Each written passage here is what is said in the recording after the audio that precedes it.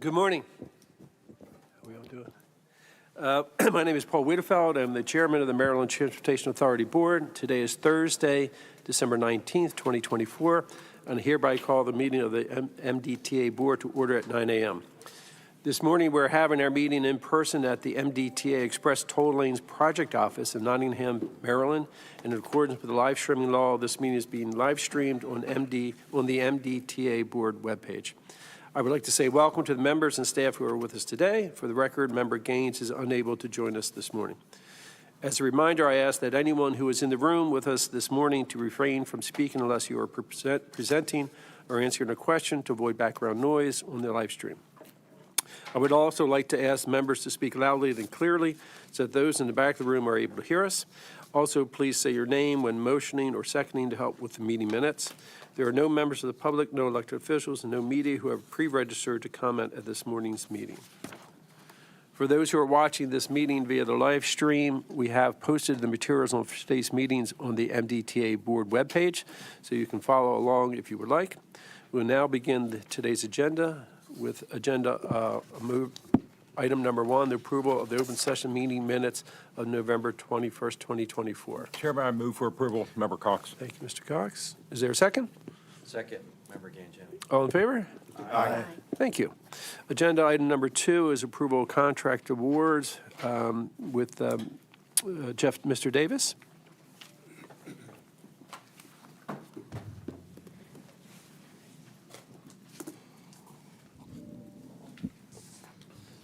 Good morning, members of the board, Mr. Chairman. I am here to present 2 contracts for approval. The first one is contract number MDTA 2022-02B, which is SBR Construction Management and Inspection Services for the MDTA. The work encompasses all of MDTA's facilities and services shall include constructability reviews, conduct pre-construction conferences, monitor and document contractor performance, conduct detailed inspections of all construction work including erosion and sediment control, contract compliance, environmental, project, program monitoring, review of contractor safety program and inspection, maintenance of traffic, schedule, and conduct progress meetings, conduct detailed materials inspections and testing, contract utility coordination and location of existing facility utilities, monitor project critical path method, cash flows, schedules, review and process progress and final payments utilizing Maryland Construction Management System, the MCMS, or other construction management software approved by the MDTA, provide construction phase review services such as reviewing shop drawings and responding to RFIs, provide on-site program management support as needed, and assist MDTA compliance program officers with monitoring and enforcement of the MBE goals. Our recommendation today is that you approve these 2 contracts. So we had 11 proposers, and the top two technically ranked firms, O'Connell and Lawrence and iCivil Incorporated, are each going to be awarded a $3 million not to exceed contract for these services. There was no protests, and there was an advertised 25% MBE with 7% African American and 10% women-owned sub goals and a 1% of VSBE. O'Connell and Lawrence met the MBE goal, but has exceeded the African American sub goal, women-owned sub goal, and the VSBE goal. And iCivil has exceeded the MBE goal, has met the African American sub goal, has exceeded the women-owned sub goal, and has exceeded the VSBE goal. Are there any questions at this time? Any questions? Have either of these companies worked with MDTA before? Yes. I can confirm as subcontractor, iCivil as a subcontractor. I believe we have had O'Connell and Lawrence as a prime before, but they've also been a subcontractor on many of our larger contracts. Any other questions, comments? I have a question. This is Member Von Paris. I'm looking at the page 1 here where it's all broken down a little bit, but you mentioned some other bidders on this. Yeah. Typically, I guess I'm looking for something that we normally see, where we have them all. Am I missing something here? No, I think there is different formatting that we've used, and so we'll need to solidify into one. There has been agendas where we listed all the proposers.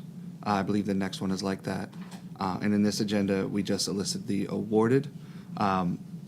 I can get you the information on those other proposers, but we are only awarding these top two contracts, which is why they're on the agenda here. Yeah, I think that would be helpful because in terms of, preparing for the meeting and also making sure there's no conflict or whatever. Okay. Any comments from the chairman of the committee? I mean, we did discuss, I think we actually saw. Yeah, I think we saw all. I 11 at that believe meeting. there is a disconnect between the capital agenda and the authority agenda, and I do apologize for that. But we can provide that information for you. I will say, your comment about, checking for conflicts, it does make sense. The main concern with conflicts would be for the awarded firms, but your comment is noted, and we will make sure that this is done appropriately in the future. But it was presented to the capital committee? Correct, Okay. yes. Just making sure. Thank you. Okay, Thank you, Mr. Chairman. Any other questions? This member again, Jimmy, I'll move for approval. Is there a second? Second, member Carroll. All in favor? Aye. And I apologize, that is just for 2022 2B construction management inspection? Is that what we were just voting on, right? And not the Correct. second one? Okay, just Yes. making sure. I'm sorry, I should have framed that better. All right, the plan engineering contract? Yes. Well, I'd like to start off on this one. This project, my procurement team has really put in a lot of Herculean effort. This is probably the fastest GEC contract we've done, definitely the fastest federal we've done, and it was faster than we were quoted when we originally started this project. So I'm really proud of the work that they did. It was a team effort. We had a lot of support from engineering, a lot of support from State Highway, a lot of support from executive management. It really was a big lift, and I'm just excited that we're here today and we're able to get this going less than a year after the unfortunate events in March. Okay. So I'll start over. MDTA 2024-02, Planning, Engineering, Construction Management, and Program Support Services for the Francis Scott Key Bridge Reconstruction. We are seeking approval of this contract from the board today. The requested services are for general engineering consultants services. The GEC will be responsible for planning, engineering, construction management, and program support services to rebuild the collapsed FSK bridge. The GEC will act as MDTA's engineer and representative in the rebuild effort. The GEC will function under the control of MDTA's staff and will supervise or liaise with the selected progressive design builder. The services include the domains of transportation planning, project planning, land surveying, public involvement, forestry and landscape architecture, environmental sciences, project management and engineering. Engineering disciplines include areas of highway construction, water resources, environmental, structural inspection, coastal traffic, transportation, electrical, intelligent transportation systems, geotechnical, pavement, materials, utility, etc. In addition, the services include coordinating within and outside MDTA on-site staffing, project scoping, contract administration, financial evaluation, project quality management, documentation management and controls, public outreach, reviewing conformance with governing laws, risk management, tracking costs and expenses, etc. We received 3 proposals for these services. The selected proposer, Bridging Maryland, was the highest ranked firm. And we advertised this as a single award for not to exceed $75 million contract. There was a advertised DEB goal of 31.5%, and Bridging Maryland proposed a 31.5% goal that meets the required. Do we have any questions? Any questions, comments? Real quick, correct me if I'm wrong, this was very much qualifications-based also. Yes, so our A&E procurements follow the qualification-based selection process. It's very common for this type of work. It's a federal requirement, and it's one that we follow. Right. Can you tell this group who Bridging Maryland is? Yeah, I'm actually looking that up right now because I don't want to misquote. So bear with me. Because I just thought about that as I was speaking.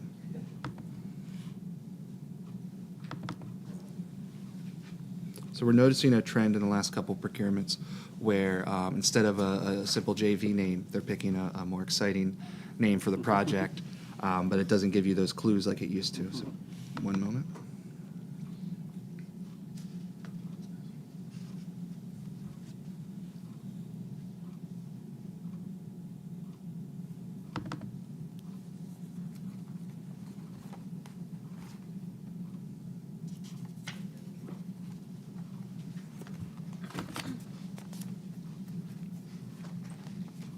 While Jeff is looking, I pulled up the, sorry.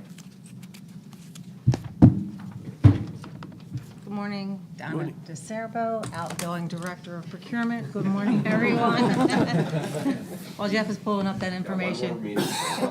I do have one more meeting. I pulled up the 2022 O2B contractors that also bid. The total contracts the contractors were iCivil, Roush Inc., Transtech Engineering Consultants, Rossi Group, O'Connell and Lawrence, Mercado Consultants, Inc., Hyatt Brown, Kumi Construction Management Corporation, Torrent Engineering, Aria Consultants, Infrastructure Technologies, and Alpha Seeker.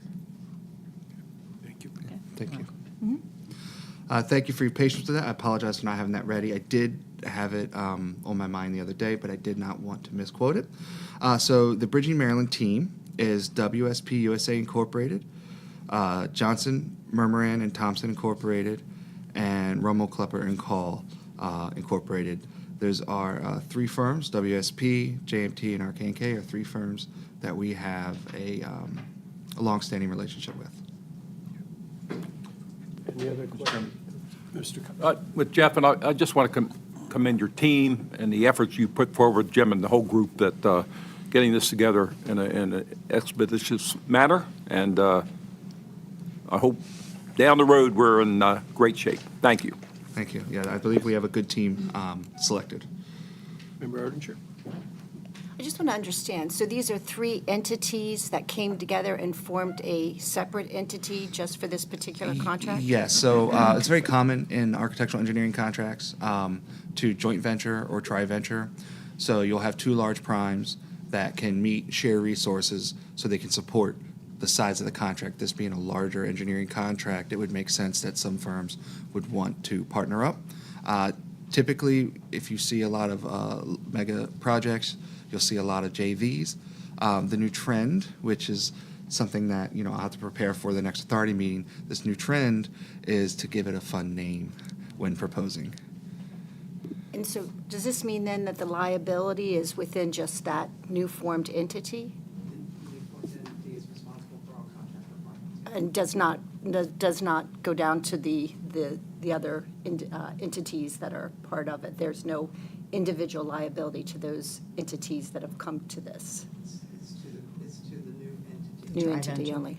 Okay. But they're required to have insurances and bonding and all that stuff, right? Yes, there's a partnering agreement, that spells out the liabilities, and then there is, parent company liabilities of all the parties involved. Yeah, there's nothing different here, right? I mean, this is how the engineering world works. They form these JVs. What is a little different, they put these little phrase names on their Yeah, JVs no. now, which then it's like, then don't know who's in that yet. So it's Yeah, good so to I understand think, who's in that. after this meeting and the conversations this meeting, I think I'll make sure when this scenario comes up that all the partnering firms are available for your guys and for your inspection. It tends to be when there's a high visibility project. They create names like Woodrow Wilson. I think they did the same thing, if I recall. And we did talk about those firms at the capital committee meeting, so we were aware what the real team was. Okay. So in the past where you would have seen JMT, you're now seeing Joyful Merry Times. Yeah. All righty. Any other questions? I just want one minor thing, just so we're clear. So on the agenda, it's labeled 2024-03. It's actually 2024-02, right? Just to make sure so the public understands. It is There's 02. not another contract out there somewhere. Apologize once again. No problem. I'm not I just want to make sure sure, that there's no No, that's all right. It's fine. I just want to make sure there's no other contract. Yeah, so our backups do have the correct. It's all right, except on the agenda, just so, in case someone just tuned in and sees that. Member Jimmy, I'll move for approval. Thank you. I did want to note that Member Von Paris had recused himself from this vote. I'll second. All in favor? Aye. Thank you very much. Thank you, Jeff. Thank you. Agenda item number 3 is update on all open contracts. Yes. Okay, so this is our quarterly update on open contracts. So I'll read slowly so I don't trip up the number of commas like I typically do. So we have total open contracts at 210 total open contracts. The breakdown is 26 of them are memorandums of understanding, totaling $24,509,716.93. 69 of them are A&E contracts totaling $782,500,000. We have 37 construction contracts totaling $1,881,322,614.70. 29 maintenance contracts totaling $39,328,850.33.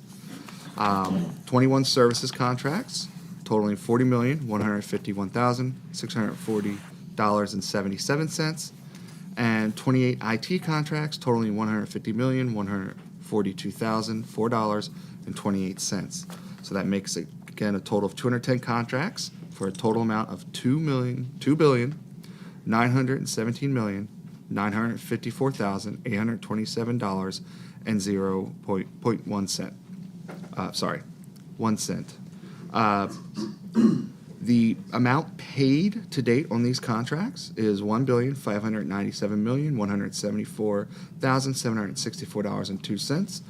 The amount of obligated, so the amount of open purchase orders on these contracts is $500,326,058.79.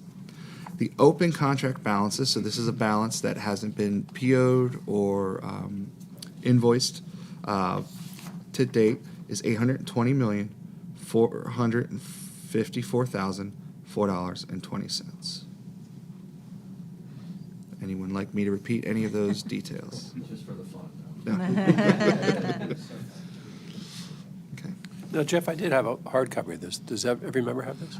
No, typically it's a verbal. I was asked to provide a Yep. copy for you. Okay, thank If you would like something. No, I like a just think it's a lot conversation of with numbers others. for people to try to absorb, so if it's in Yeah, writing, a little bit easier. Whatever the board wants, All right, we will. thank you. We will address. I would suggest we have it in the future. Yeah, I'm thank you. completely fine with that. Keep it And- verbal, but you want a backup copy of it? Here, so we can see the numbers. A little I bit think it's a easier great to idea. follow. Any questions? All right, thank you. Thank you. Agenda item number 4, draft legislative initiatives. Mayor? Bruce? If I could kick this off before I turn Sure. it over to Mary to go through the legislative proposal that staff is recommending to the board. I just want to be clear for the record that this is something that came to our attention in the aftermath of the Key Bridge. This is strictly kind of a technical fix that we see to the statute that we're recommending, and there's no, you don't plan for the emergency, so there's nothing, related to this that we see being implemented anytime soon. We just felt like it was our obligation to bring, this kind of disconnect between two parts of the statute to your attention and to the legislature. So I'll turn it over to Mary to present the legislation. All right. Good morning, Mr. Chairman. Good morning, members of the board. We are seeking approval today from the board for a legislative concept that would increase the duration of MDTA's emergency toll setting status to not exceed 300 days. It's currently in statute to not exceed 180 days. So the emergency allows, as currently written, the MDTA can determine an emergency exists. It can adopt temporary adjustments to tolls, fees, mileage, rates, pricing periods, and then at the end of the 180 days, that expires. This is a technical alignment, a technical correction, as Bruce mentioned.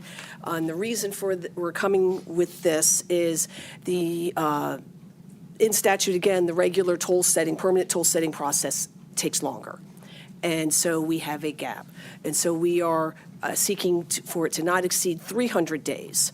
And we know this based on previous toll rate setting process that we've gone through.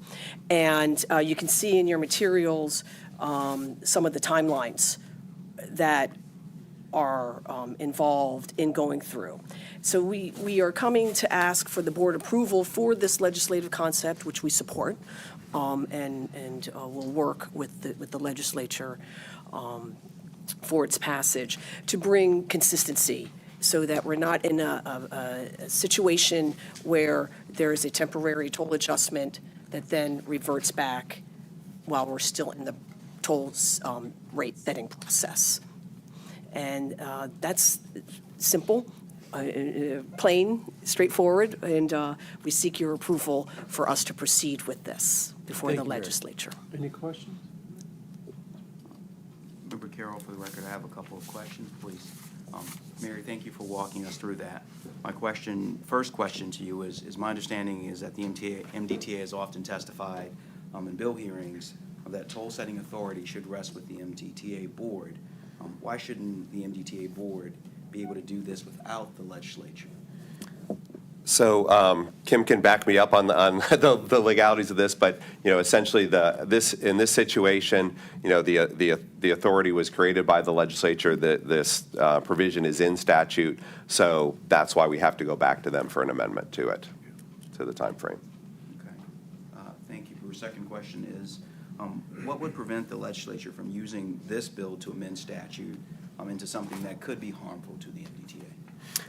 So again, with this General Assembly's kind of rules and procedures, they usually have to stick to a single subject. So we see it as relatively safe that this can be there. There are no guarantees. But with that said, I know that staff will be closely monitoring this, and we've talked to the Secretary about this, and the Assistant Secretary for Government Affairs at MDOT. So we will closely watch this, and we believe that it's a good thing to do to put this in, and we can manage the process.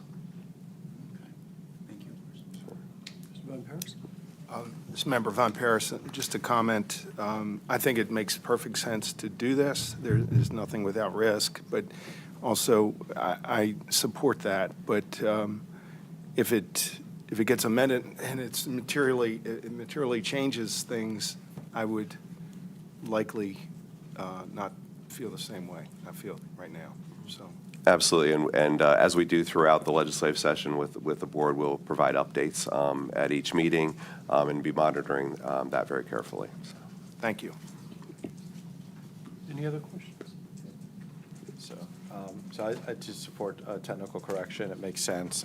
Just in terms of the time frame, the 180 days, the time frames you laid out for the months, it seems like it's actually 7 months, or like 7 to 10 months. We think 180 days is enough and sufficient. Well, it was laid out as it's more the 300 days that would allow right, us to go through that process. The 180 days, we couldn't get it done in that process. In between that, there's extra time as well. In Correct, between the yes. timeframes. Yes. Any other questions? Okay. If not, is there a motion to approve the draft legislative initiative? So moved. Member Rosen. Mr. Rosen? I'll second, Member Canjemi. Thank you. All in favor? Aye. Thank you. Thank you, Mary. Fifth agenda item is approve the quarterly review of investment strategy and benchmarks. Mr. Gorman?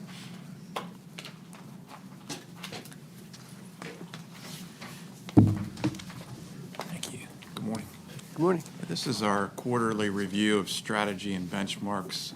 At the Finance Committee, subcommittee level, we go into a lot more detail discussing investment performance, compliance with our policy, as well as the structuring and in each account level. At this meeting, we're sort of hitting it at a higher level where we're just discussing strategy and benchmark selection. The key points are that during the trailing 12-month period, investments conform to the policy limitations. The structuring by account adhered to board-approved strategy, and no changes in strategy or benchmarks are recommended. We have generally two strategies: a short-term strategy, and that's for our capital account, our bond service accounts, and our operating funds. And then we have a longer-term strategy for our longer-term reserves, and that would be the general and M&O accounts. Given that those unencumbered cash balances in the long-term reserves do not have any cash flow needs, it's prudent to invest them with a longer-term perspective, and that strategy is supported by the Finance and Administration Committee. Interestingly, our trust agreement prescribes these short-term strategies for certain accounts, and it also permits a longer-term strategy for our reserves. And our policy itself recommends a view toward looking at total return and longer-term returns for those reserves. So of the $1.1 billion portfolio at the end of September, about $700 million of that was in the match-funded strategy, and that was our capital, operating, and debt service monies. I think really the most interesting thing about the returns and the strategy there is that the returns are really driven by what's happening in short-term money markets. So most of those investments are generally inside of 1-year maturities, and with the curve being inverted in the trailing 12-month period, we were doing a lot of break-even analysis on expectations for Fed cuts and whether it was better to stay very short in overnight money market funds or to stagger out maturities and short-term discount notes, T-bills, and commercial paper. And so the break-even analysis was pointing toward, because of this severe or extreme inversion in that part of the curve, we're better off sitting in money market mutual funds and the Maryland local government investment pool. I think that's changed very quickly over the last 3 months. We've had 100 basis points of Fed cuts since September, and it's moved the curve in maybe unexpected ways. Obviously, short-term rates have come down, and now that entire part of the curve, essentially between 1 month and a year, is very flat, around 4.3%. And so we're now looking to stagger out some investments. We've been riding these higher money market yields now for some time. They're still a bit higher than short T-bills and agency discount notes, but they're coming down quickly. The average maturity on money market funds is generally under 60 days and typically shorter than that. So these Fed cuts are getting priced in quickly to those returns. The yields on money market funds had been above 5%, and now MLGIP is around 4.6%, and money market funds are around 4.5%. On to the remaining portion of the portfolio, about $416 million is managed for total return. That represents our longer-term money in the general and M&O reserve accounts. Those longer duration portfolios benefit from higher average annual returns over multi-year periods, but they exhibit, much greater return volatility. I think maybe our most important point is that management does not attempt to time interest rate changes, and so typically our strategy remains very consistent. And I think to that point, we discussed a lot at the Finance Committee about leading up to September, the market was expecting these Fed rate cuts, and so interest rates started to drop very significantly, and they hit the recent lows in September. Then the Fed started to cut in September. We've had 100 basis points of cuts at these 3 meetings, and interest rates have risen significantly. So I think the point is that it's often counterintuitive what happens, very difficult to predict markets, but our strategy is focused on multi-year returns. We're not trying to time or outguess the market. If you look at the sort of the 5-year part of the curve, from September to now, it's risen 100 basis points. So when the Fed's cutting, 5-year rates have been rising 100 basis points, and it's true of the 2 to 10-year yields as well. They're up about 90 basis points during that same time period. So the decline in rates certainly helped our returns a lot. We were benefiting from the mark-to-market returns, and then, the market started to sell off, particularly in October as rates rose. So a bit more about the structuring of the general account and the M&O reserve. The general account is about $350 million, and it has staggered maturities from 1 to 5 years. The smaller M&O reserve has staggered maturities from essentially 1 to 15 years with an average maturity of about 7. One of the things to focus in on is what the expected returns would be from these portfolios. The yields for those two benchmark indices in our portfolios are around 4.2 to 4.5%. So if you're thinking about what the expected return is for that unrestricted cash, about $400 million, just over 4% is what you might expect over the next several years. We can't predict what the return will be this year. It could be significantly higher than that, which is what it was through September because of the mark-to-market rate declines. And then, we've pulled back some since that time because rates have risen again. But from a multi-year average return perspective, that's what we're expecting is about 4-ish%. So our recommendation is to approve a continuation of the strategies and benchmarks for the current quarter. And I would open it up to any questions. Thank you. Any comments from the chairman? Finance Committee? Thank you, Mr. Chairman. I guess I said this before, prior meetings, but our advisors, the committee, investment committee, and the finance team all support this, and the finance committee voted on this in full support to advance it to the board. So, Okay. thank you. Any other questions or comments? If not, is there a motion to approve the draft, the quarterly review of the investment strategy and benchmarks? So moved. Carol. Second? So, I'll second Member Von Paris. All in favor? Aye. Thank you. Okay, agenda item number 6, update on the first quarter operating budget comparison. Mr. Brown?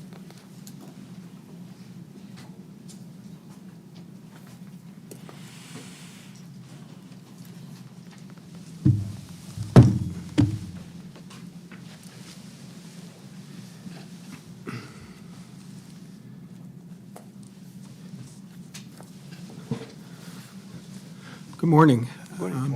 For the record, my name is Jeffrey Brown, Budget Director for the MDTA, and I'm here to provide our quarterly review update of our budget versus actual spend for fiscal year 2025. As of September 30th, we've spent 12% of the budget as compared to a target of 22%. Except for personnel expenses, which are on budget, all other object codes were below budget. Just a general statement, this is a typical spending pattern for our first quarter of the year. Typically, there's lots of accruals that come from prior year, as well as backloading of key activity typically occurring in the third and fourth quarter. So this is what I call typical performance where we underspend the budget in the first quarter. Moving on to some of the detail, the salaries and wages, as mentioned, are at targeted spending levels with a 20% spend rate. Communications, Object 3, is below budget with a 6% spend rate. This is due to the state radio invoice, which we receive once a year, which is around $2 million, which has not been paid, which will bring us back to budget when it is. Object 4, which is travel. Travel is below budget with a 10% spend rate. Again, this is due to seasonality of travel, which typically is heavier in the third and fourth quarter. So we do expect this to be on budget. Fuel and utilities, which is Object 6, is slightly below budget with a 15% spend rate. This is primarily due to underspending in fuel oil and natural gas. This is a function of continued easing gas prices as compared to budget assumptions. Motor vehicle operations and maintenance, Object 7, is close to budget with a 15% spend rate. The main drivers are vehicle purchases, which is close to budget with a 13% spend rate, and this is driven by when we take ownership or we receive orders for the vehicles, and at this point, we're still anticipating being on budget. Vehicle gas and oil, as mentioned above, is below budget with a 9% spend rate due to the easing of the gas prices, as mentioned, and then all other major sub-objects are at or below budget guidelines. Moving on to contract object 8, which are contractual services. This is below budget with a less than 1% spend rate. This is mainly due to 3 areas: advertising, building repairs and maintenance, and EZPass service center costs. These are all driven by accounting accruals, which the expenses had not hit in the first quarter. They are expected to hit in the second quarter, which will relieve those accruals and bring us back closer to budget. And as I just mentioned, advertising is a negative 7% spend rate, but we do have expenses expected to hit to reverse the accrual in that object. Engineers 807 is below budget with a 2% spend rate. This is normal seasonality where engineering activities are typically heavier in the third and fourth quarters, so we do expect this to come back to budget. Building repairs and maintenance is below budget with a negative 12% spend rate. Again, this is a reversal, or this is an accounting accrual in the first quarter. Expenses haven't hit. We expect them to hit in the second quarter, which will reverse that accrual or relieve that accrual and bring us back closer to the budget. I do want to note that there's some additional information in your handout, which says, consistent with accounting rules, insurance proceeds associated with salvage and debris costs were netted against the Keybridge salvage value or salvage and debris expenses, which is resulting in a negative balance. I wanted to correct that. That's really not accurate. The statement is accurate that we do use those insurance proceeds to net against the expenses, but that's a financial statement activity, not an operating budget activity. So, Member Ardinger, you'd asked the question about going forward, do we want to have some sort of way of accounting and managing this process? There's no need. It really is a financial statement, not an operating budget impact. So it'll be kind of business as usual.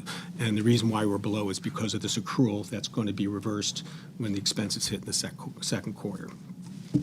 Moving on to education and training, 819 is below budget with 12% spend. Again, we believe this is normal seasonality when the education and training courses are typically heavier in the third and fourth quarter. Medical care is below budget with a 12% spend. This is directly tied to vacancies. As those get filled, this expense will go up and bring us back closer to budget. Management studies is below budget with a 7% spend rate. This is entirely dependent on when the studies occur throughout the year. Again, at this point, we anticipate being on budget. IT-related costs, which is Object 841 through 869, are below budget with a 5% spend rate. This is typical, as you hopefully you recall of last year. It's when the invoices of these various services come through. As they do, they will bring us back to budget. We expect the same performance this year. EZPass Service Center costs is below budget with a negative 10% spend rate. These expenses were paid during the second quarter. These expenses were paid in the second quarter, which will relieve the accrual that you have in the first quarter, which will bring us back closer to the budget. Other contractual services below budget with a 6% spend rate due to seasonality of when we expect the expenses to occur. Moving on to Object 10, supplies and materials is at a 10% spend. Drivers are roadway maintenance, which is below budget with 11% spend. Again, timing's typically heavy in the third and fourth quarter. Salt, not surprisingly, is 0. We're just heading into winter now, which would drive up that expense dependent upon the weather, while ammunition is slightly below budget with 14% spend rate. And transponders is below budget with a 10% spend rate. Again, we have orders coming in, and this is expected to be on budget at year end. Object 10 replacement equipment is below budget with a 15% spend rate, primarily due to Object 1099, which is other replacement equipment. That's at a 1% spend. Again, the timing of orders, which we do expect to come through, which will bring us back to budget. Object 11, additional equipment is below budget with a 13% spend, again, due to the timing when orders come through. And finally, fixed cost, Object 13 is below budget with a 2% spend rate. It's really driven by insurance, Object 1309, which has a 0% spend rate as of September 30th. However, we do know that their invoices are coming in for both property and liability insurance, and we do anticipate those will be, the result of that will be a $2.4 million cost above budget. If you recall, we expected a hefty increase in this line on our budget, but it actually exceeded that increase as well. So we do expect this to be above budget. So kind of summarize again, in total, we are at a 12% spending rate versus a target of 22%, and we don't see a risk to the full-time budget at this time. Concludes my presentation. I'd be happy to take any questions. Any questions or comments? This member Von Paris, I have a question. On the insurance, I guess we're doing an evaluation like we did before in terms of deductibles and so forth to get into a sweet spot with our premiums. Good morning. For the record, I'm Deb Sharpless, MDTA's Chief Financial Officer. We did. We looked at deductibles and all that, and at this juncture, we did not want to make a recommendation for change. We are anticipating, Bruce and I have had conversations about potentially looking at further self-funding. We need some other things to fall into place before we would think about coming back to the board, as well as working with counsel to make sure there's no concerns from that perspective. But at this point in time, we think the best course of action is to keep our deductibles as they are. Thank you, Deb. Thank you, Joe. Any other questions? Question? Yeah, so, thank you, Jeff, for your report. So for Object 1 in salaries, just to understand how this works, so we have a large burden expense, which I assume is offset. That's how we're just not allocating it to the specific categories of benefits throughout the year, and we do that at the end of the year. Is that correct? Yes. I mean, the burden account hits the one account, but then there's a true-up at the end of the year in terms of some of the expenses, a true-up of the actual versus budgeted rates. Yeah, the burden that we call, it's fringe benefit expenses, and it incorporates not only things like, it's FICA, it's health insurance, it's pensions, but it's also leave. And we take this approach in how we charge our personnel expenses because of having both an operating budget as well as a capital budget. And so this allows for a better accounting of our own personnel expenses when we're having to charge the capital budget. Otherwise, leave would end up only being in the operating budget. And so from a budgeting perspective, leave is part of salaries, and then health insurance, et cetera, are on their respective lines. But we charge this, it's essentially an overhead account.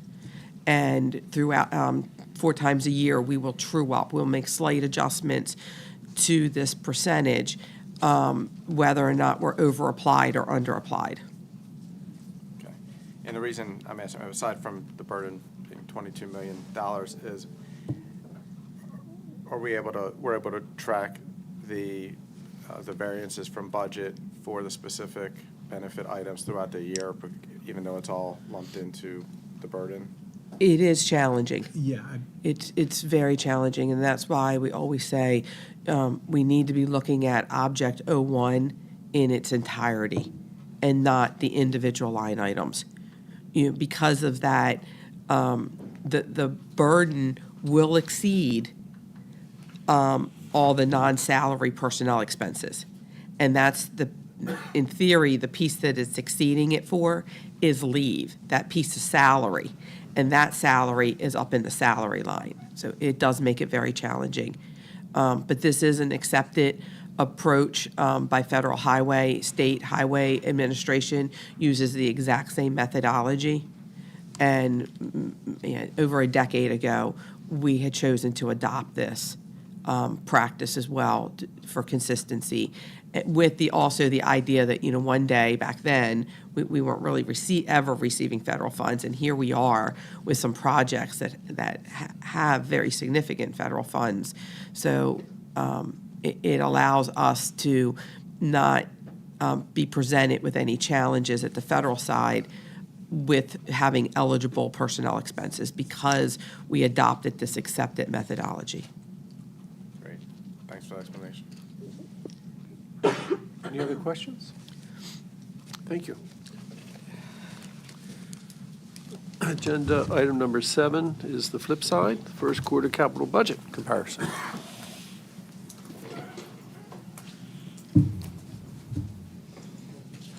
Good morning. For the record, I'm Jennifer Stump, the Assistant Capital Program Manager. Today, I'm presenting the first quarter review of the fiscal year 2025 capital budget versus the actual spending as outlined in the fiscal year 25 to 30 draft CTP. This information was also presented to the Finance and Administration Committee on December 5th. I'm sorry. As of September 30th of 2024, 9.6% of the fiscal year 25, $809.8 million budget was spent as compared to the targeted spending level of 25%. Actual spending through the first quarter was $77.5 million. The first quarter percentage is low because there are outstanding accruals for work that was completed in fiscal year 24. 86 of the 91 projects budgeted in fiscal year 2025 were within acceptable spending limits of 0 to 50%. This is a plus or minus 25% of the 25% target. Due to normal lags in invoicing, generally 2 months, a plus or minus 25% threshold is determined to be reasonable. Attachment A details 10 projects that were budgeted with the highest fiscal year 2025 budgets. Actual spending through the first quarter on these 10 projects was $52.9 million. Extended procurements have resulted in some delayed notice to proceed on several projects, which could impact overall fiscal year 25 spending. However, since the draft CTP was approved, 32 projects have increased spending expected in fiscal year 25. This concludes the quarterly update, and please let me know if there's any questions or concerns. Mr. Member Cox? I guess with the opening yesterday of the 152 interchange, obviously monies that have already been, probably been spent but not accrued at this point, as far as your report, if you look on page attachment A. Correct. That would not include anything with that at this time. I don't know if you have any. Is that correct?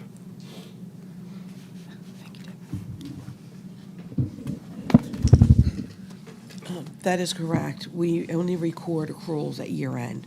So on a quarterly basis, we don't do so. And that, you can see that on the capital budget as well as the operating budget that Jeff just presented. Right. You know, because those accruals have reversed, so they're sitting in a credit position, an expenditure reduction, and many of those invoices have not come in yet to offset the full accrual plus recognize the expenses that have occurred July through September.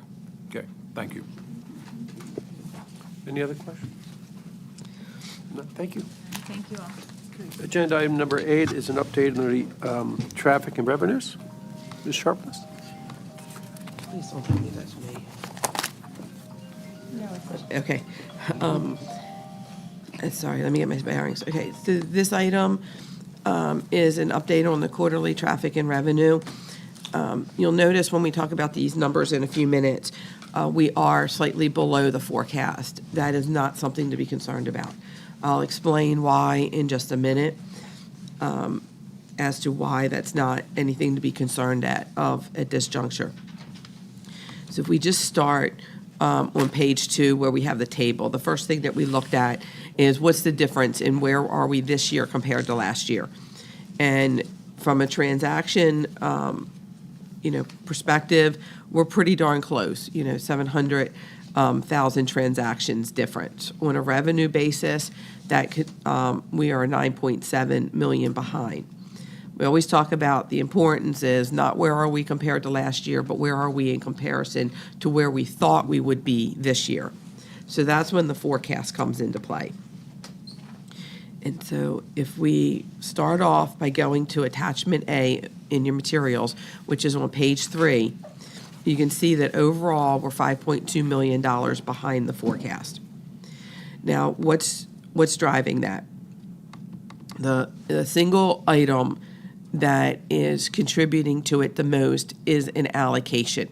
When the traffic and revenue consultants prepare our 10-year forecast, they, for the current fiscal year, we ask them to take that annual forecast and break it down for us monthly so that we can monitor on a monthly basis. And when they did that, they used last year's expenses to create that allocation. And we had some catch-up transactions happening last year in September. And so therefore, the allocation is a little heavy-handed in this first quarter, and it'll smooth out in the rest of the year. When we've gone ahead and looked, we look at October, we look at November, that difference is being chiseled away, this is on the EZPass side. And we expect by December, we should be, above the forecast, probably at for EZPass, but above on video, so toll side. And the only reason why I say we have to push until December is because of Thanksgiving being so late this year. The Sunday of Thanksgiving weekend was December 1st. So that revenue will be in December and not in November. So that's why we believe it's going to take us into December to smooth out the EZPass portion of our revenue.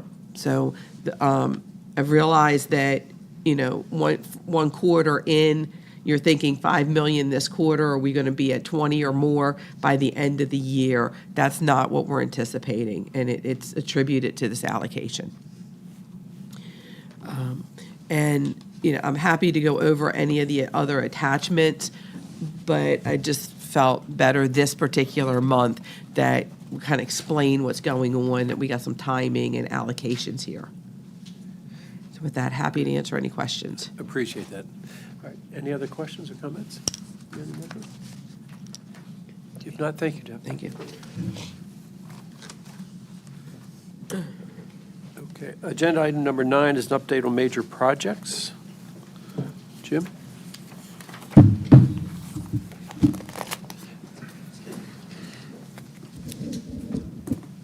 Good morning, Mr. Chairman, members of the board. My name is Jim Harkness. I'm the Chief Engineer for Maryland Transportation Authority. So for my update this quarter, we have 13 major projects to go over. 11 of those projects are under construction, with 2 currently in design. Our first project will be MA 2257, the electronic toll collection third generation project. So right now, that project is mainly supporting capital projects. So our recent projects on the Express Toll Lanes, KH 3009 and 3019, it was supporting the new tolling gantry there. Additionally, they are also working with us on installing AET new readers on the Baltimore Harbor Tunnel as the eventual leading into the capital project that will remove that toll plaza. Additionally, they are also having to address an issue where we had a truck fire underneath the tolling gantry on the southbound approach portal to the Fort McHenry Tunnel. So they are working on maintaining and installing equipment there as well. Move on to the next project. Actually, we'll talk about the 2 projects, so KH 3009 and KH 3019. Both of those are express toll lane extension projects. So the first one is the widening, and the second project is the interchange. I just would like to take this chance to thank all of the MDTA team that put a lot of work into this program that was able to get us to the successful opening of that extension, the partial opening of that extension yesterday. It's been a long effort, and a lot of different hands were into this project. And so I'd just like to recognize a few of the OEC personnel right now: Brian Wolf and Nafez Al-Khazem in engineering. We had Joe Jakowski and Brian Wolf in our construction group. Along with those, of course, we have partners in planning, real estate, legal, finance, and operations, procurement, and CRFP. So just a huge team effort, a lot of work over the years, and just really appreciative of everything that was able to help us to get to where we are yesterday. Great work, Jim. Mr. Joe? I just want to let you know, I got a lot of phone calls after noon yesterday, and it was all positive. And we're very happy now that it's The construction is complete in that section, and thank you for all the efforts. Yeah, thank you. So on that note, the facility is open. However, we will be continuing to kind of do some work out there. Obviously, we have a little bit of barrier to install from where we used to transition over to general purpose near 43. We closed that off. We have to actually put, permanent barrier in there. We've got some, swales to clean up and CCTV cameras to complete the installation. So there is continued work. Back in the spring, when we get warm weather, we'll come back in with the final wearing surface of asphalt out there. So they will be continuing, but we're going to be minimizing those impacts. So you'll start to see temporary traffic barrier being removed and lanes kind of return to the ultimate configuration. So, but a great team effort and really happy with being able to deliver that. Now move to the fourth project, so that's I-95 at Belvedere Road. This project creates a new partial cloverleaf interchange on I-95 in Cecil County. That interchange will support ongoing and planned economic development in the region.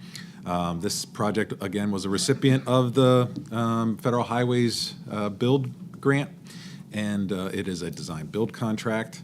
So the work that they've been completing out there is they've been able to install the columns for the new bridge in the median.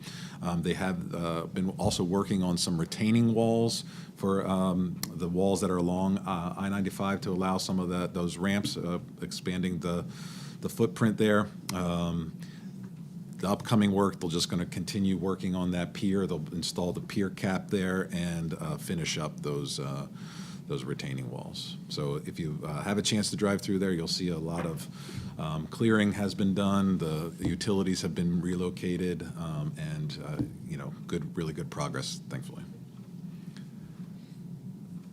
Okay, move on to the next project, BB 3017. That's the eastbound deck rehabilitation. So we're out on the Bay Bridge where we are replacing that deck and a little bit of widening. We're also improving the barriers out there, doing truss strengthening, a couple of structural retrofits, new gantries for the lane use control signals. So the contractor has been continuing with the deck installations out there. They now have 74 panels of the 156. That's nearly halfway there.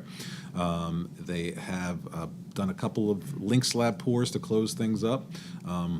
We're having, a little bit of a challenge there in terms of this concrete mix. It's a really kind of unique mix because we really needed to get high strength early so that we can open up traffic under those tight windows that we have to work. So we're kind of in the lab still, making sure we get this thing right, and we're able to deliver it. So that has slowed a little bit, but we're confident we'll be able to get there this spring and really catch up that work with the rest of the panel work. So with that, the contractor is going to continue with the panel installation. They're going to be completing all of the truss strengthening that they needed to do, complete all their temporary deck installation, so it'll all be ready for the panel installation. As a reminder, this contract was a CMAR contract, so we also had, that was package 1 that's actively in construction. We have a package 2 that we're looking at. We actually received the contractor's GMP package, so we're reviewing that. We've met with them to discuss that a little bit. So over the next couple of weeks, we'll continue to negotiate that package and see if we can come to an agreement, and then ultimately be able to issue a approved second package.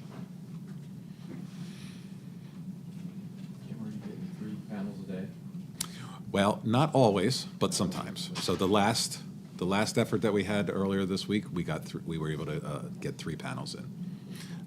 And again, some of it's panel availability, some of it's some other factors. When they're at like a joint, they just go for 2 that day, and that's it. 2 to 3. Yeah, 2 to 3 is where they're averaging. Okay.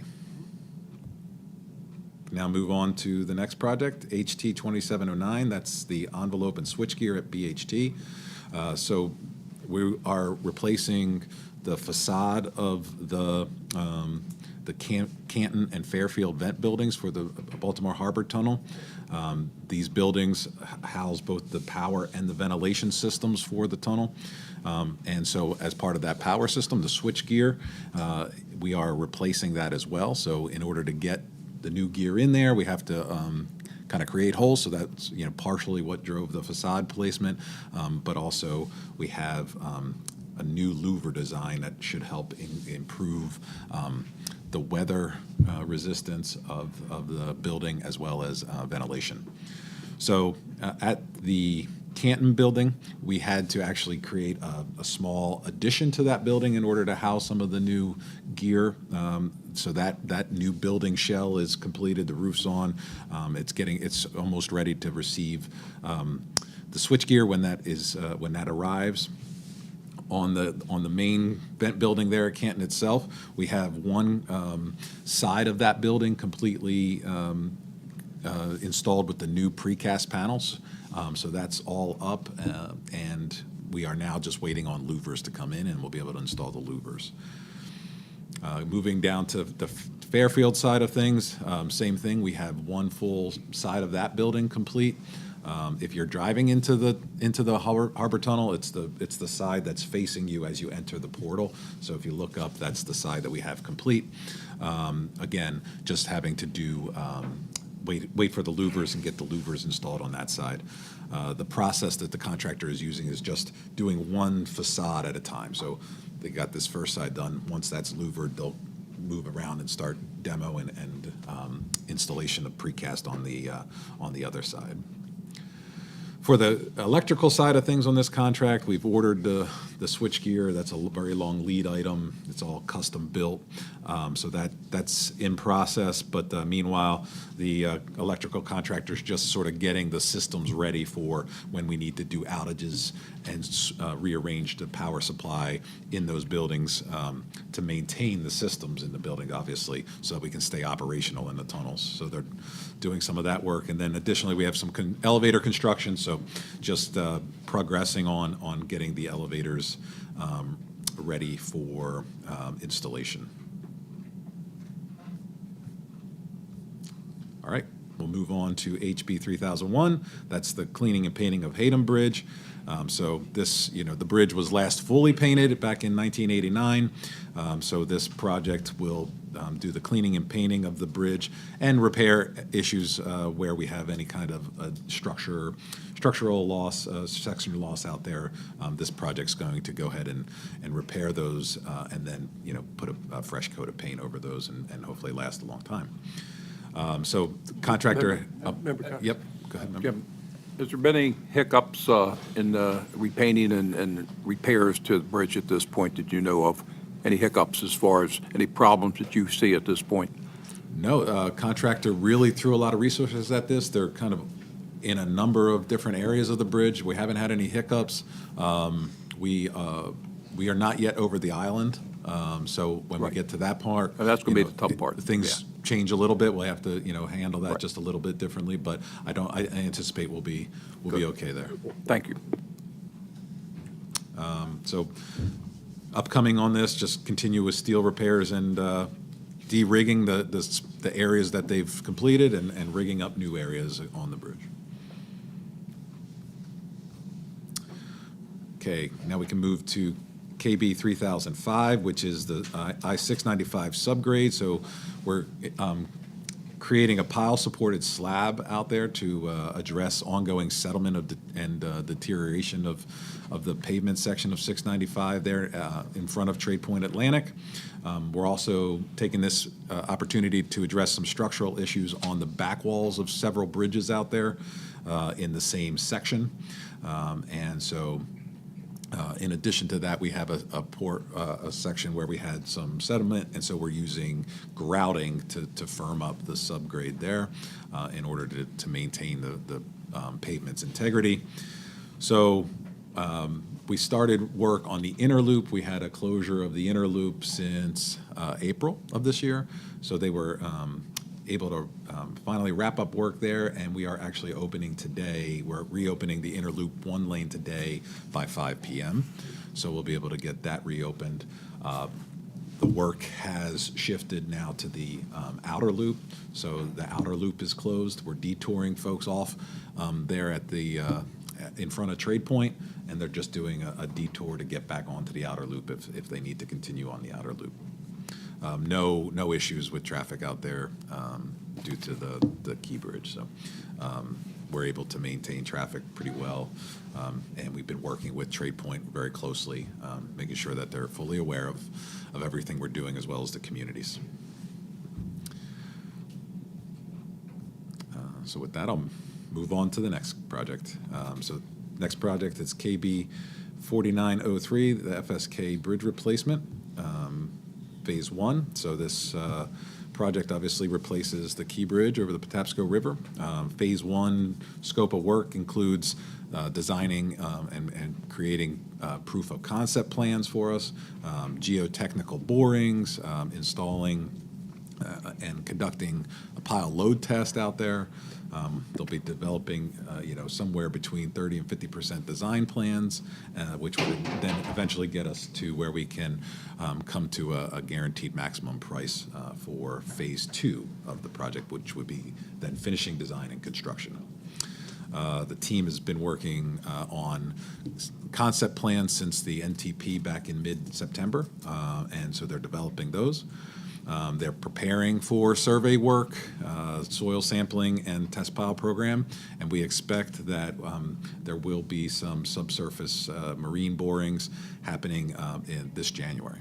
So get some activity out there. Okay. Can now move on to KH 3020, which is the another one of the ETL extension projects. This is the main line from Maryland 24 to Bynum Run. This will provide essentially the transition from the 2 full express toll lanes that and just neck those down to back to the 3 general purpose lanes that will then extend north to 543. This project received NTP at the beginning of November, and they have been starting work out there. They are doing some clearing and grubbing along 95. They have some erosion and sediment controls going in, and they are also installing the monitoring equipment for the Baltimore City 108-inch water main that's out and that runs under this project. The next project kind of accompanies that project, KH 3021. That's the express toll lane, but it's the interchange reconstruction for Maryland 24. So we're going to reconfigure that interchange a bit, change the way the ramps happen. We'll also be adding ramps from the express toll lanes that allow you to access 24. So that project was given NTP on November 20th. They are actively already working out there. They have pre-MOT shifts going on, so they're shifting some traffic up there. They've also started with their ENS controls, and they are working on a stream diversion for Winter's Run, which is just south of the interchange between 152 and 24. Upcoming, they will be working on the shoulders, rebuilding those to make them traffic bearing, so we shift the traffic onto those, continue with the stream diversion work, and then they will also be doing the heat straightening on the beam that was struck on the 24 overpass southbound. So we've incorporated that work into this project, and it was necessary because we need to shift traffic on 24 over to the side there, and that's where that fascia beam was struck. So we need to make sure it has the correct strength in order to maintain that traffic on 24. So that works in this project. All right. Now we can move into projects in design, KH 3046, which is the interchange ramps from 695 to the express toll lanes. There will be 2 ramps constructed from 695 tying into those express toll lanes. It was originally part of the Section 100 improvements, but they were deferred, and so we're able to advance those, and essentially we think this will create a good benefit tying into an SHA system on the Beltway, as well as being able to help facilitate freight movement from areas like Sparrows Point. And so there will be an at-grade ramp constructed as well as an elevated ramp. And the original construction from Section 100 did the foundations for those ramps, so we're just essentially building the piers up from grade and then installing the deck on those. We have a schedule of spring to get this to procurement. We anticipate it will be advertised this summer with an NTP for construction about a year from now. And then that construction would tie in with the completion of the other two ETL projects so that it can all open together. All right, and my final project is KH 3025. It's the JFK Maintenance Facility at Raphael Road, and this is a phase project, so it's phase one, and this new facility supports the Express Toll Lane extension. This phase one does grading, stormwater management, utilities, pavement. It also importantly installs the salt storage barns. We also have some dewatering and brine storage going on, and additionally a fuel island will be installed at this time. We've been working with DNR on the forest conservation plan on the site. We've also met with the Kingsville Community Association, which is our neighbors there, and as well as we had some Baltimore County outreach as well. Coming up, we'll be working on getting the stormwater management design into MDE, and we'll be also incorporating a new retaining wall and entrance realignment to facilitate that project based off of some recent coordination with the agencies. We expect that we would have our advertisement for this project in September of next year, with an award and NTP in March of '26. And that's all I have. So, any That's questions? awesome. Any questions? Or That's it. just one minor comment. Is this table on the MDTA website? The table you just went through? It is not. It is not. Okay. Versions of it are for business, so that people know what's coming up. Okay. All right. The only thing I was going to suggest is that you highlight those either budget or schedule changes on this table, just for sort of quick reference of these are the ones that, Yeah, that little footnote's on there. We Yeah, just didn't have any this time. That's so fine. That's why. I was debating whether to keep that on. Or All right, thank you, I appreciate that. Thank you, sir. Any other questions, comments? No? If not, agenda item number 10, IT major projects update. David? Good morning, Mr. Chairman. Good morning. Good morning to the board. For the record, my name is David Goldsboro, Director of Information Technology for the MDTA. And as a Harford County resident, I can say I'm very excited that the ETL has opened up as well. So the purpose of this memorandum is to provide a quarterly update to the board on major projects and initiatives underway within DOIT. Currently, IT maintains an active portfolio of 21 projects and also continued support of our third-generation tolling system. That's remained very constant for this year. We expect the portfolio to stay at that level through the end of calendar 2025 with some of the major initiatives we have going on. First of all, the HR Central conversion, that is taking the version that's on Salesforce to the new platform. We are up to Sprint 41, all the way from 1 to 41, which represents about 95% of the work being complete. Most of that was involving class and comp and employee relations. So I anticipate that to be on schedule in the first quarter of 2025.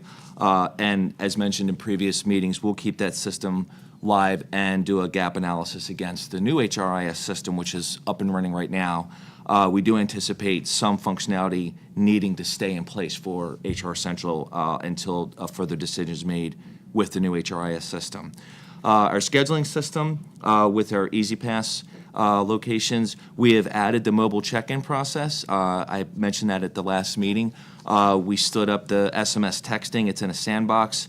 We've also registered a number to allow staff to actually be text senders out for when folks pull in. They can do a check-in process. If they're early, they can send them a note to come in if it's not busy. If they're there on time and it's busy, they can ask them to please hold off. And it's all really to maintain the foot traffic inside the locations. The spatial implementation of Maximo, that's up and running, and we will cycle through all of the assets. Right now, they're working on a lot of preventive maintenance plans for the assets, and also we're getting ready to stand up the warranty module. So a lot of work going on there. Our Dynamics upgrade, I do want to talk about this project just for a second. Member Rosen, I know you and Mr. Chairman, you have taken some interest in this. This is our financial management system. It's been on here for this year, and I do want to explain, I feel like I need to explain to the board why we're kind of sitting in an idle state. We have two major components left for that system because of the payroll interface that we use within the Dynamics system and the projects side of the house, which does all of the costing. It's a very complicated interface.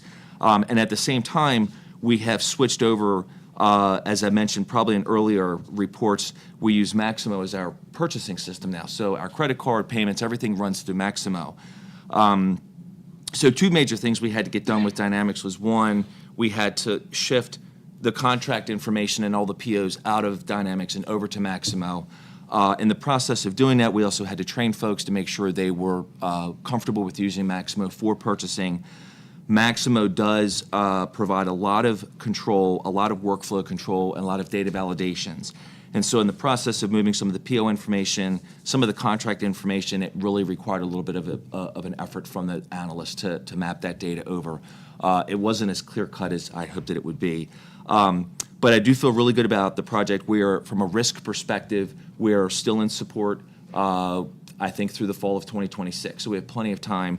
I do anticipate this wrapping up sometime in the late first quarter of 2025, but I do take it very serious that we want to get this up and running to get off of the current version, which is the 2015. So I will probably have a better update in the next cycle, which would be the March timeframe for IT projects. The HRIS, I'm going to leave this open now. We're finalizing some tweaks to the interfaces. There was some data elements that we found were missing, but I think we've got it under control.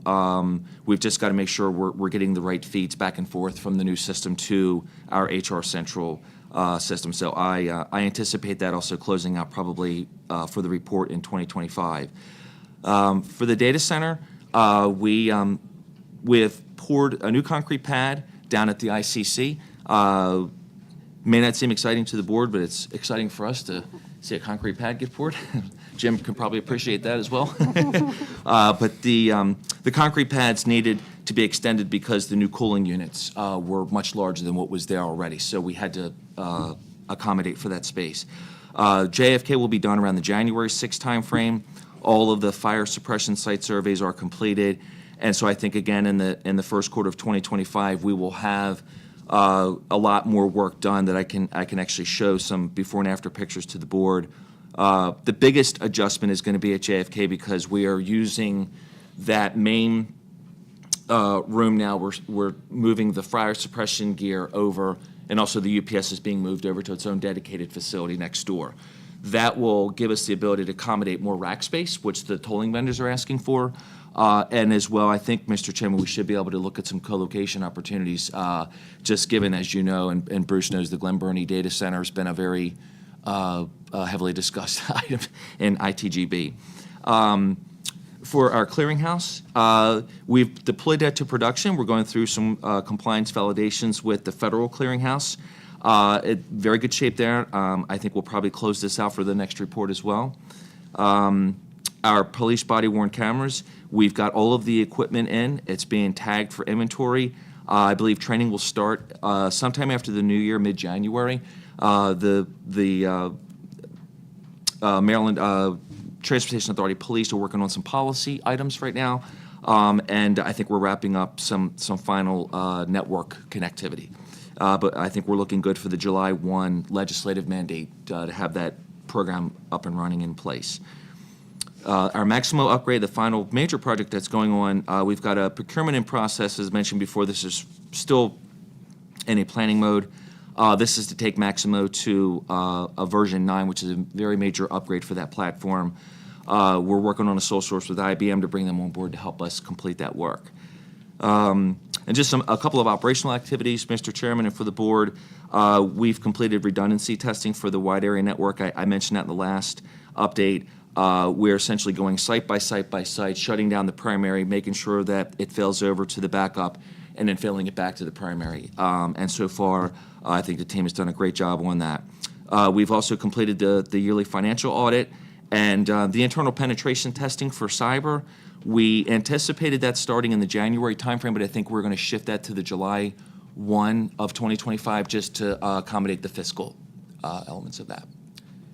So that will be an update in the second half of the year, Mr. Chairman, for the cyber and closed session. Thank you, David. Any comments or questions for David? If not, thanks, sir. Okay, thank you. Agenda item number 11 is socioeconomic programs. Tia?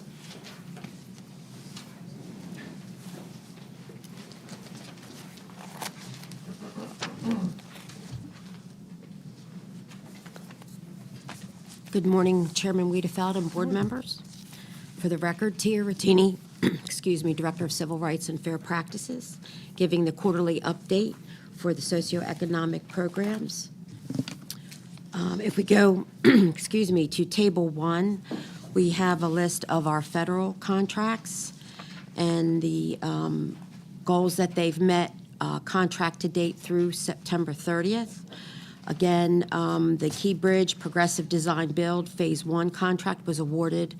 NTP was September the 16th, so there's been no payment information as of that date. The debris removal disposal with a 3% goal as of the end of September was at 2.58%. The I-95 interchange at Belvedere has a 23% goal, and to date has reached 16.09%. The Nice Bridge replacement with a 16.14% goal has attained 17.66%. The campus improvements at the Nice Bridge had a 23.86% goal and has achieved 25.84% on their DBE goal. There are 3 A&Es at the Nice Bridge, all with a,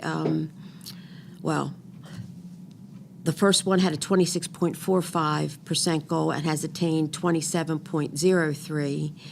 The 3050 at a 26.6% goal is at 25.24. And the 3051 had a 26% goal and has attained 22.92%. Moving to our MBE program, Table 2, we have attained 17.12% as of first quarter 25. There were only 4 contracts awarded during this first quarter, and we have achieved that 17.12%. Looking at our Table 3, there was high concentration in awards to women-owned minority firms, reaching that 12.12%. Table 4 looks a little different than previous reports. The governor's office has added that they're certified small business reserve program, and they have changed the way we're reporting. So it has been broken out by, we report BPO and PO awards, direct vouchers, and P cards. So through the first quarter, we have achieved 0.26% of the new 20% state goal that just went up as of September. On Table 5, our veteran-owned small business enterprise program, as of September, the goal went from 1% to 3%, and through first quarter, we have achieved 0.99% of that 3%. Are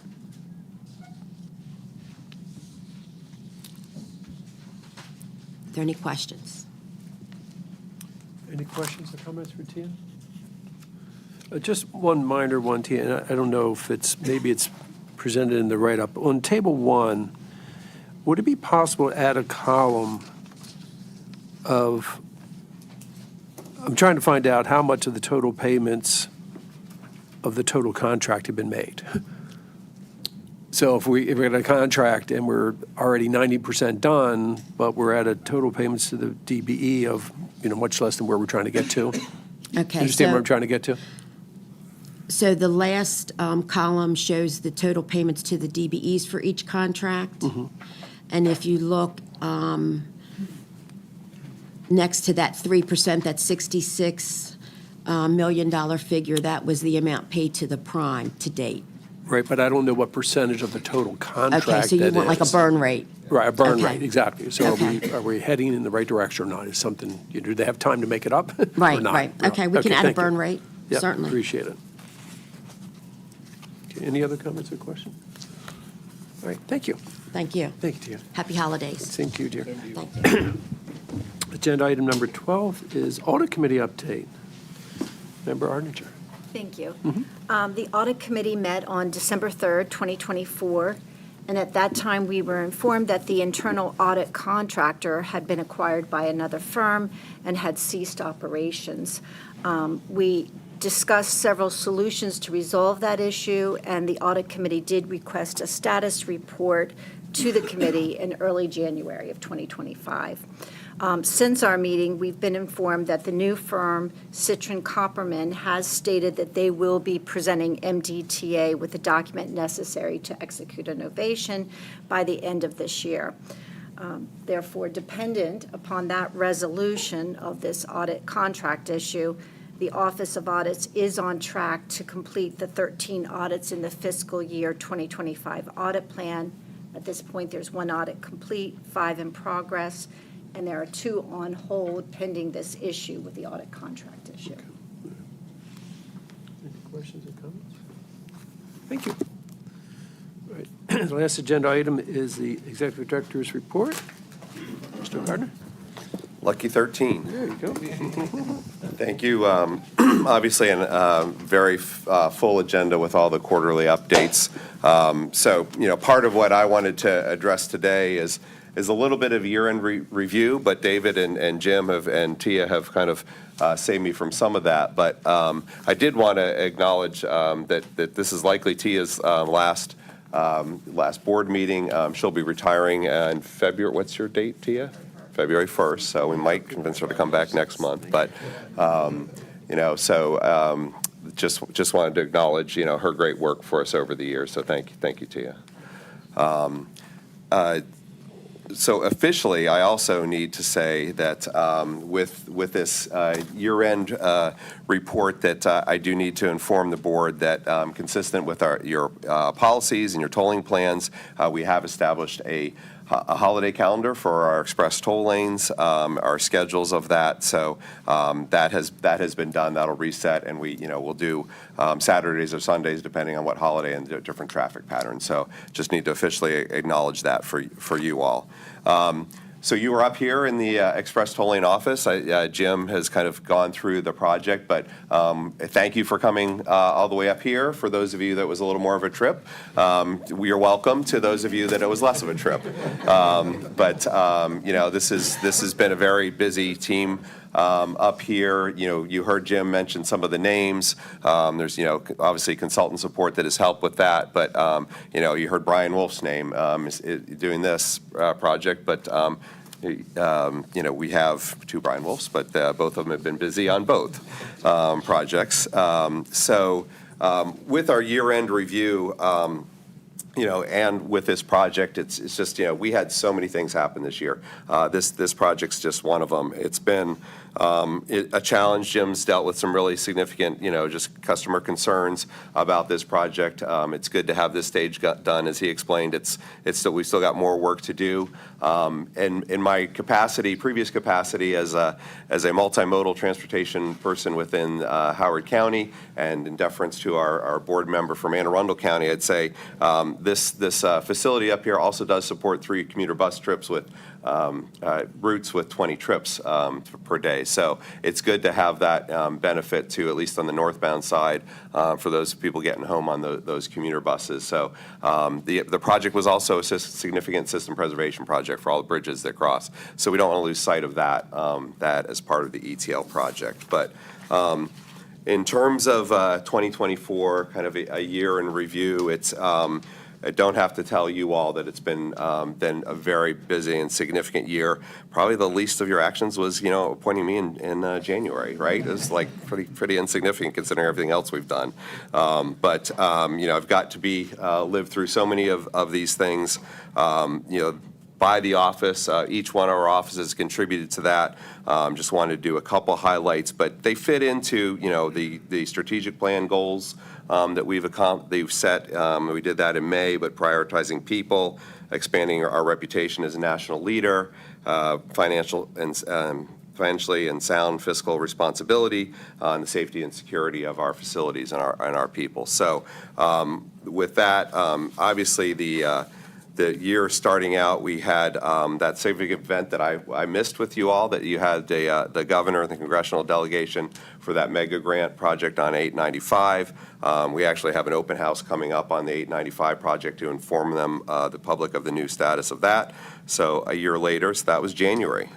February seems minor now, but the police and operations and I were able to celebrate on the 17th, the nice Middleton Bridge campus opening and the staff getting into a new facility down there.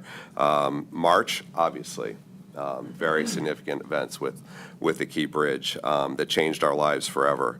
But that didn't stop the team from moving forward with significant things. The eastbound bridge redecking project that Jim mentioned. There were a lot of tries in February and March. I think it was April that we might have gotten first decks down. So and we're almost at 50% on that phase 1. So that continued throughout the year. June. That the event with US DOT Secretary, the opening of the channel.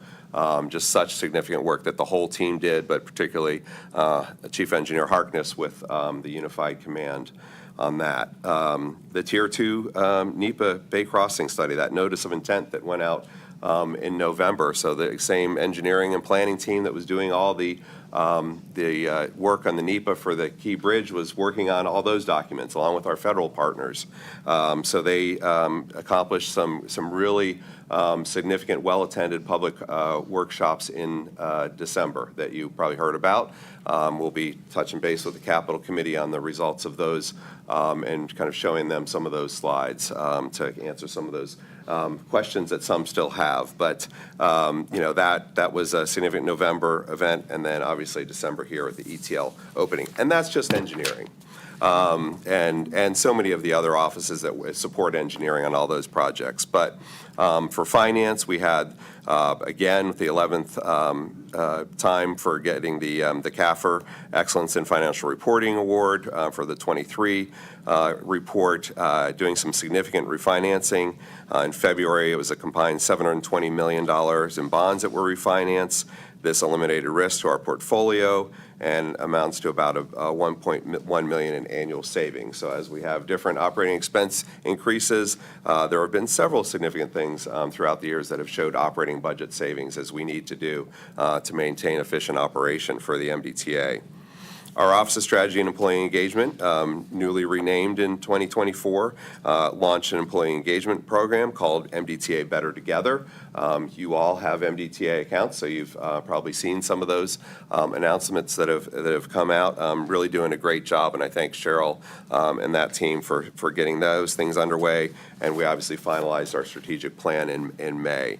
Office of Human Resources and Workforce Development continued to work hard on our engagement with employees and also on reducing the number of vacancies that we had, a constant effort with operations and police in particular.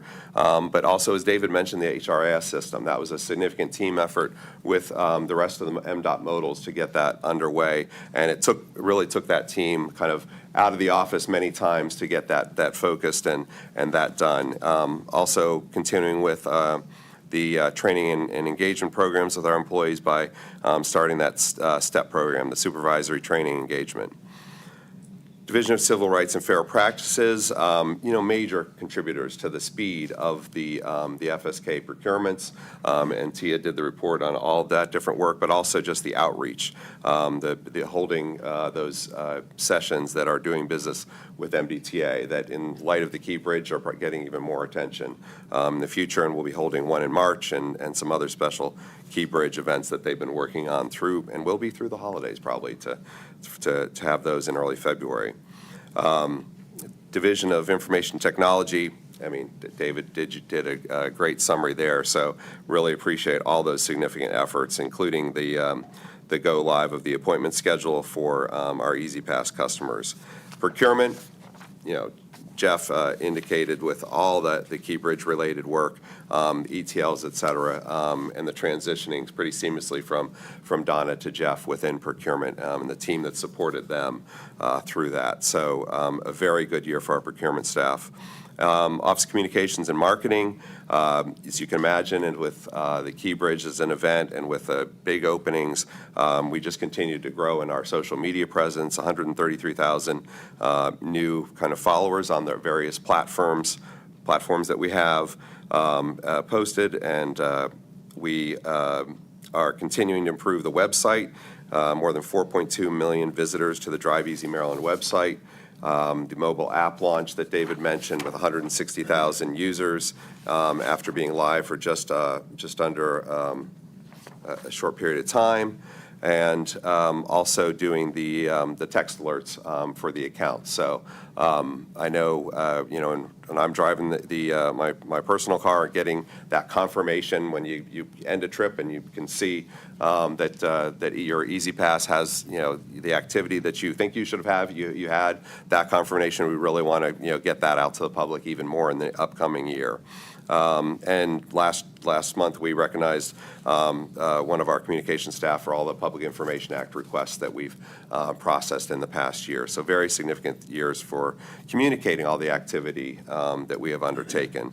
In the Division of Operations, just a few examples, opening those new customer service centers in Elkton and Easton at the MVA offices, replacing over almost 6,000 transponders for our customers, getting the time for our vendor, the pickup time for calls. As when I started here, I was looking at fairly significant wait times, monitor that pretty much every other day, checking in, have been reduced down to seconds for that with lower drop time. So some significant improvements in our operations.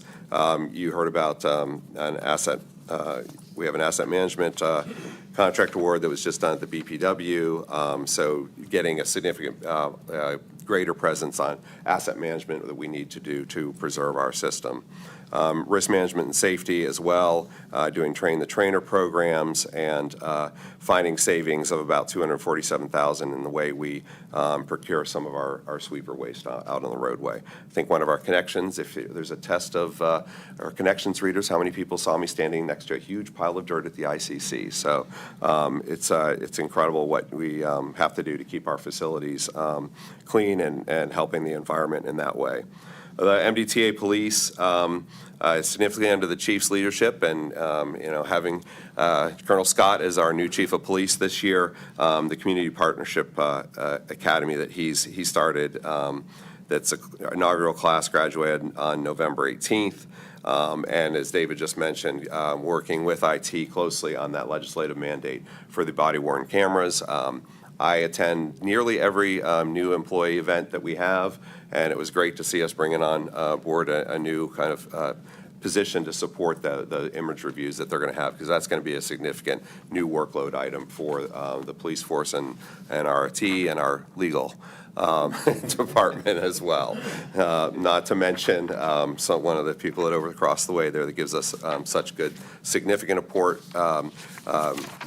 General Counsel will do their year-end review at some other time for you and have done, but great part of the team concluded there. So just wanted to thank my team, my new team of this year, you as board members for what was, it's hard to say a great 2024 because of what's happened to us, but a very significant, impactful one that was responded to well by the staff here at the MDTA. So That's all I had for today. Thank you. Any questions or comments? Let me start, if I could, at far end. Member Carroll? Thanks for that, Bruce. I think last year, in our December meeting, I think there were some comments made to the effect of thanking this group and those who aren't in the room for leading MDTA through a significant last 3 or 4 months of 2023, if you all will remember. Well, 2024 came along and said, hold my beer, right? Kim had to become a maritime attorney, and as always, unflappable, leading us legally through all that happened last year, or this past year, so thank you for that, Kim. Colonel Scott, leading the department through transition and then having his first responders have to respond to the most significant event in the history of the MDTA. Thank you for what you did. Jim Harkness, I think you were working 23-hour days at one point, sleeping at the command center. Thank you for what you did in support of this agency. Alan, as always, leading us as a great financial steward through tumultuous times. And as we've dealt with, the professional tragedies and the professional challenges that we've had, Deb, you led through your own personal challenges throughout the end of this year, and just you kept going. And thematic of what you've seen, what I've seen in my years with the MDTA, things happen and we just keep going. We keep getting things done. So I don't purport to speak for the entirety of this board, but I just want to thank you again for showing up and showing out, consistently performing as the best authority, the best agency in the entire state of Maryland. Please let the governor know that. Nobody's like us. So thank you again. We wish you guys I wish you guys a tremendous, I'm sure they're speaking for this board, tremendous holiday season. Take some time and reflect, rest, and set up for 2025. Although we hope 2025 has a lot in store, we would be okay with it not having anything like we've dealt with the last 18 months or so. So thank you all for what you do every day, day in and day out, for the authority and for, more importantly, the citizens of the state of Maryland. This is Member Von Paris. Just a couple of quick comments. And Jim, we can follow up later, but we had once, and by the way, Member Carroll, what amazing comments you made. I didn't mean to not recognize you for that. Really amazing, great, well said.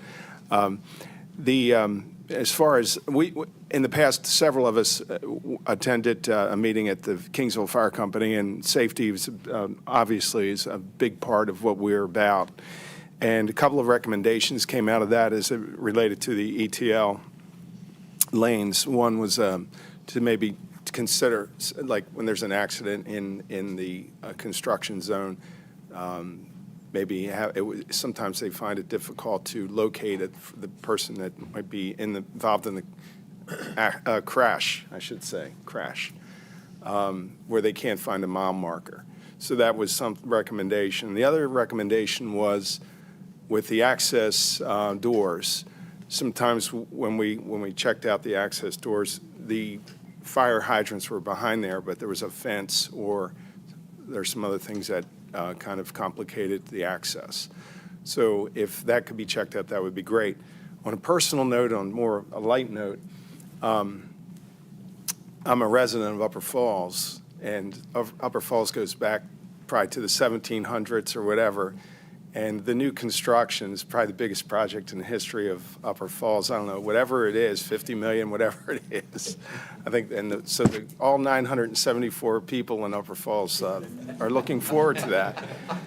The last comment, when I came, as relates to ETL, when I got home yesterday, my wife Patty said, I heard that there's a new ETL lane that goes all the way from White Marsh up to 152. Now, my wife is very conservative, I can tell you that, penny pinching Patty. But what she said, I hope she's not watching.